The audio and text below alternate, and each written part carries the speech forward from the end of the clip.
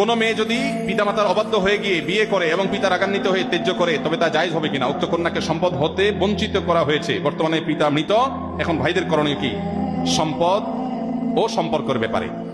ভাইরা আমার, ত্যায্য পুত্র করা বলতে কোনো কিছু ইসলামে নাই। ইসলামে রক্ত সম্পর্কেও কাউকে কখনো ত্যাগ করা যায় না।